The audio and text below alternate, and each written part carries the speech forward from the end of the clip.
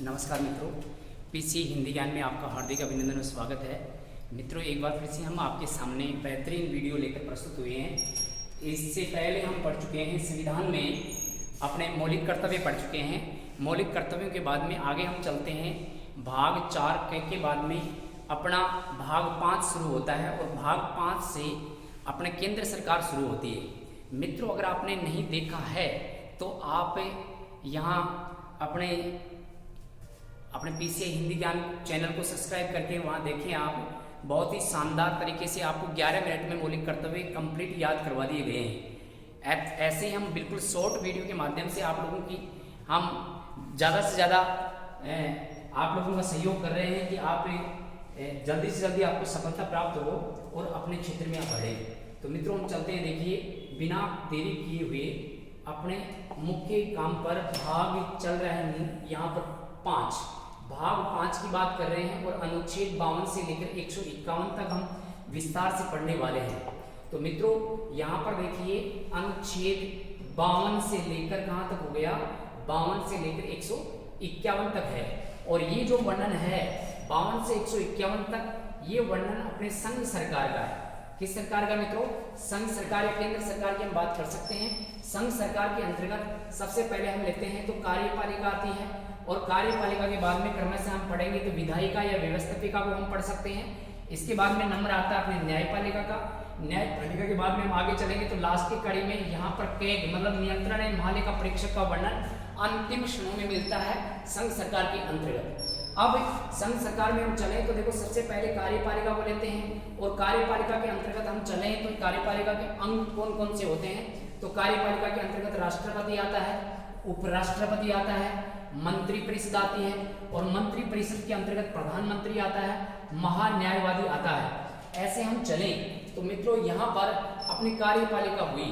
इस कार्यपालिका के अंतर्गत हम चले तो अनुच्छेद 52 से लेकर 78 तक कार्यपालिका का विस्तार से वर्णन किया गया है। इसी कड़ी में हम आगे चलें तो मित्रों, यहाँ पर आपके सामने लिखा हुआ है राष्ट्रपति। और देखिए, राष्ट्रपति को हम बहुत ही विस्तार से पढ़ने वाले हैं। यहाँ पर आप लोगों को बहुत ही कम समय में ज़्यादा कंटेंट मिलने वाला है जो आप लोगों के लिए बहुत ही कारगर सिद्ध होगा। यहाँ पर देखिए, राष्ट्रपति लिखा है।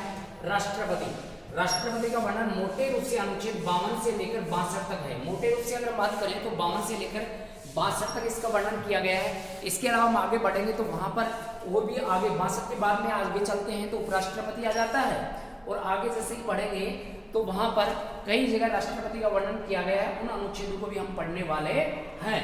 तो सबसे पहले हम लेते हैं राष्ट्रपति और अनुच्छेद 52 से लेकर 62 तक हम क्रम से ध्यान रखते हैं कि कैसे यहाँ से प्रश्न बन सकता है। तो मित्रों, राष्ट्रपति इसकी संवैधानिक स्थिति जो है, राष्ट्रपति की संवैधानिक स्थिति हमने कहाँ से ली है?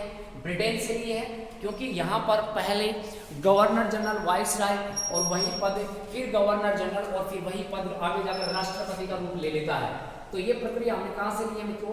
ब्रिटेन से ली है। और वर्तमान में जो निर्वाचित राष्ट्रपति होता है ये हमने कहाँ से लिया है? तो इसका उत्तर हो जाएगा अमेरिका। अब यहाँ पर मित्रों 2 उत्तर हो चुके हैं। संवैधानिक स्थिति अगर पूछा जाए तो ये ब्रिटेन से प्राप्त की है, और अगर पूछा जाए निर्वाचित राष्ट्रपति हमने कहाँ से ग्रहण किया है तो इसका उत्तर क्या होगा मित्रों? अमेरिका होगा। यहाँ देखो, ये जो संवैधानिक स्थिति मतलब जो हमारे भारत देश का राष्ट्रपति होगा ये सम्राट की भांति होगा। किसकी भांति होगा? ये सम्राट की भांति होगा, एक राजा के भांति कार्य करेगा। तो ये स्थिति हमने कहाँ से? ब्रिटेन से ली है। और गणतंत्रात्मक व्यवस्था के अंतर्गत हम चले तो ये निर्वाचित होता है, और निर्वाचित राष्ट्रपति हमने कहाँ से लिया है मित्रों? अमेरिका से लिया है। और निर्वाचन मंडल कहाँ से लिया है? मतलब ये है कि राष्ट्रपति का चुनाव एकल संक्रमणीय मत पद्धति के द्वारा ये होता है, और ये निर्वाचन प्रणाली एकल संक्रमणीय मत पद्धति हमने कहाँ से ली है मित्रों? आयरलैंड के संविधान से ग्रहण की है। तो ये प्रश्न रहने वाला है निर्वाचन मंडल का आयरलैंड। और यहाँ पर राष्ट्रपति के लिए गणतंत्रात्मक व्यवस्था हमने कहाँ से ली है? तो ये मित्रों कहाँ से ली है? फ्रांस से ली है। ऐसे यहाँ पर ये 4 प्रकार के प्रश्न बनने वाले हैं। अब इसी कड़ी में हम आगे चलते हैं तो अपने मुख्यतः जो मूल अनुच्छेद हैं उन पर चलते हैं। अब अगर हम बात करें तो प्रमुख अनुच्छेदों की पीछे हम पढ़ चुके हैं कि यहाँ पर हम बात करें तो 52 से लेकर मित्रों कहाँ तक है? 62 तक मोटे रूप से यहाँ पर राष्ट्रपति का वर्णन किया गया है। अब मित्रों 52 से लेकर 62 तक हम इस ट्रिक के माध्यम से पढ़ने वाले हैं, जो बहुत ही शानदार ट्रिक आप लोगों के लिए रहने वाला है। एक एक अनुच्छेद आपकी उंगलियों पर याद होने वाला है, चुटकियों में ये सारे अनुच्छेद याद होंगे। कैसे याद करें? ऐसे याद करेंगे, हो कानी, कानी को बोल रहे हैं हो कानी, निका निका, पुयो निका पुयो, वेसम निका पुयो वेसम। ऐसे हम याद रख सकते हैं। हम इसको देखो गाने के माध्यम से याद रख सकते हैं, हो कानी निका पुयो वेसम।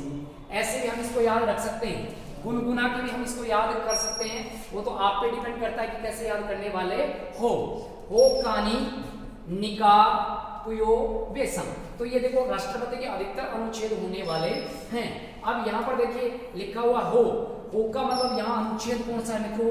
52 से शुरुआत होती है, तो अनुच्छेद 52 में हमारे भारत देश में एक राष्ट्रपति होगा। देश के लिए किसका प्रावधान किया गया है? राष्ट्रपति का प्रावधान किया गया है। तो ये मित्रों हम बात करें तो यहाँ पर ये हो गया कौन सा?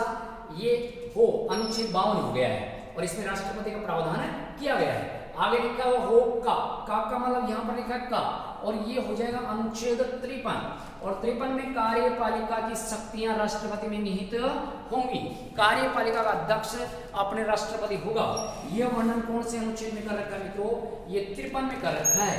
अब इसी कड़ी में हम आगे चलें तो हो का नी आया था। अब नी का मतलब यहाँ पर देखो आपके सामने लिखा हुआ है। नी का मतलब पहले यहाँ ग्रहण करेंगे निर्वाचन मंडल। निर्वाचन मंडल का वर्णन अनुच्छेद किसमें रहने वाला है? 54 में रहने वाला है। तो मित्रों अनुच्छेद 54 में निर्वाचन मंडल का वर्णन कर रखा है कि राष्ट्रपति के निर्वाचन में कौन कौन सदस्य भाग लेंगे, ऐसा वर्णन कर रखा है अनुच्छेद 54 के अंतर्गत। फिर ओ कानी नी का पढ़ा है, नी का। अब पहले हम नी को पढ़ते हैं, तो यहाँ देखो निर्वाचन मंडल पढ़ चुके हैं और यहाँ पर निर्वाचन प्रणाली को पढ़ेंगे, निर्वाचन पद्धति को पढ़ेंगे। पद्धति 55 ऐसे भी याद रख सकते हैं, पद्धति 55। राष्ट्रपति की निर्वाचन पद्धति का वर्णन अनुच्छेद 55 में मिलता है। मतलब यह है कि राष्ट्रपति का चुनाव एकल संक्रमणीय मत पद्धति के द्वारा करवाया जाता है। और ये निर्वाचन प्रणाली का वर्णन, ये पद्धति का वर्णन अनुच्छेद किसमें है मित्रों? ये 55 में रहने वाला है। आगे हम बात करें हो कानी नी का। अब यहाँ पर का आ गया है, तो का मतलब अनुच्छेद 56 में कार्यकाल 5 वर्ष का होगा। कार्यकाल कितने वर्ष का होगा मित्रों? 5 वर्ष का रहने वाला है। ऐसे में बात करें तो ये कार्यकाल का वर्णन अनुच्छेद 56 में रहने वाला है। फिर देखिए हम आगे बढ़ते हैं और यहाँ पर आपके लिए बहुत ही लाजवाब ट्रिक के माध्यम से आपकी ये राष्ट्रपति के अनुच्छेद याद हो रहे होंगे। यहाँ पर मित्रों हमने याद किया हो कानी निका पुयो वेसम, ऐसे हमने याद किया है। पू का मतलब हो जाएगा, देखो यहाँ पर लिखा हुआ है पुनः। मतलब यह है कि अनुच्छेद 57 में राष्ट्रपति पुनः निर्वाचित किया जा सकता है। एक बार बना हुआ व्यक्ति पुनः राष्ट्रपति बन सकता है, कितनी ही बार। भारत में ऐसा प्रावधान नहीं है, जबकि अमेरिका में केवल 2 बार का प्रावधान है। कितनी बार का प्रावधान है? 2 बार का। जबकि अपने भारत में कितनी ही बार वो योग्यता रखने वाला व्यक्ति होना चाहिए, पुनः कितनी बार राष्ट्रपति बन सकता है। और ये 57 में है। यहाँ पे लिखा हुआ है टू योग का मतलब हो जाएगा मित्रों योग्यता, और ये 58 है। राष्ट्रपति की योग्यताओं का वर्णन अनुच्छेद किसमें? 58 में कर रखा है। और वे का मतलब मित्रों यहाँ हो जाएगा वेतन, और ये वेतन का वर्णन अनुच्छेद 59 में रहने वाला है। राष्ट्रपति के वेतन भत्तों का वर्णन अनुच्छेद किसमें रहने वाला है? 59 में रहने वाला है। सह लिखा है तो सह को तो 60 ऐसे भी याद रख सकते हैं। शपथ का वर्णन, राष्ट्रपति के शपथ का वर्णन कौन से अनुच्छेद में रहने वाला है? तो ये हो गया मित्रों 60। इसके बाद आगे चले होकानी निका पुयो वे मैं का मतलब यहाँ हो जाएगा मित्रों महाभियोग प्रक्रिया। राष्ट्रपति को महाभियोग प्रक्रिया से हटाया जा सकता है। ऐसा वर्णन कौन से अनुच्छेद में कर रखा है? तो अनुच्छेद 61 में कर रखा है। अनुच्छेद 62 में क्या वर्णन है? तो कार्यकाल समाप्ति पर चुनाव होना जरूरी है, और जो पद है उस पद की रिक्तता को, या उस पद का जो पद रिक्त हुआ है उसको वहां पर भरना होता है। तो मित्रों पद रिक्त होने पर, कार्यकाल पूरा होने पर उस पद को भरने वाला जो सिस्टम कर रखा है अनुच्छेद किसमें कर रखा है? 62। और मित्रों 63 में रहने वाला है उपराष्ट्रपति। उपराष्ट्रपति। तो मित्रों यहाँ तक हमने 62 तक पढ़ा है और ये हमने अपने जो एग्जाम मान लो एसएससी जीडी के एग्जाम है या फिर मान लो दिल्ली पुलिस है, ऐसे जो बिल्कुल अपने निम्न स्तर या छोटे स्तर की एग्जामें हैं उनमें केवल यहाँ तक बहुत आराम से याद रह सकते हैं। होकानी निका पुयोवेसम ये अनुच्छेद ही पूछे जाएंगे। अब इसके बाद में जो अगला वीडियो आने वाला है उसमें पढ़ने वाले हैं हम विस्तार से हम पढ़ेंगे कि अनुच्छेद 52, 53, 54, 55 में क्या क्या वर्णन कर रखा है। ऐसे आप याद रख सकते हैं। यहाँ पर एक बार फिर से आप देख लो मित्रों, हमने याद किया है होकानी निका पुयोवेसम। होकानी निका पुयोवेसम एक बार देखो, 1 मिनट में रिवीजन कर लेते हैं। भाग 5 संघ सरकार अनुच्छेद 52 से 151 तक कार्यपालिका, विधायिका, न्यायपालिका और कैग का वर्णन मिलता है। राष्ट्रपति, उपराष्ट्रपति, मंत्रिपरिषद, पीएम, महान्यायवादी ये इसके अंतर्गत आते हैं। इसी कड़ी में हम आगे बढ़े मित्रों तो राष्ट्रपति का वर्णन अनुच्छेद 52 से लेकर 62 तक किया गया है। ये संवैधानिक स्थिति हमने ब्रिटेन से ली है और निर्वाचित राष्ट्रपति हमने अमेरिका से लिया है। निर्वाचन मंडल हमने कहाँ से लिया है? आयरलैंड से लिया है। और गणतंत्रात्मक व्यवस्था हमने कहाँ से ली है मित्रों? फ्रांस से ली है।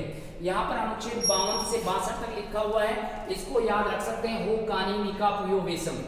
भारतीय लिंग राष्ट्रपति होगा 52, कार्यपालिका का अध्यक्ष होगा 53, निर्वाचित होगा 54, निर्वाचन पद्धति 55, कार्यकाल का वर्णन यहाँ पर 56, पुनः चुना जा सकता है 57, योग्यताएं इसमें दे रखी है 58, वेतन भत्तों का वर्णन 59 और शपथ का वर्णन 60 और महाभियोग का वर्णन 61 और पद रिक्त को भरने का जो वर्णन कर रखा है मित्रों किसमें कर रखा है? 62 में कर रखा है। तो कैसा लगा मित्रों? बहुत ही शानदार तरीके से आपको समझाने की कोशिश की है। जय हिंद, जय भारत। अगर आपको समझ में आया हो तो बिल्कुल कमेंट करके बताइए। कोई कमियां हो तो वो भी आप हम लोगों को बता सकते हैं। हम आप लोगों के लिए बहुत ही बेहतरीन प्रयास कर रहे हैं मित्रों। हाँ, यहाँ क्लियरिटी जरूर थोड़ी कम हो सकती है, बाकी कंटेंट हम बहुत अच्छी तरीके से दे रहे हैं, शानदार तरीके से आपको समझाने का प्रयास कर रहे हैं। और मित्रों हमें वस्तुएं याद होनी चाहिए, मुख्य बात यही है। हमें मुख्य चीज ये है कि ये जो डाटा है ये कैसे भी हमें याद होने चाहिए। अपने एग्जाम में प्रश्न गलत नहीं होना चाहिए। ठीक है मित्रों, धन्यवाद। जय हिंद, जय भारत।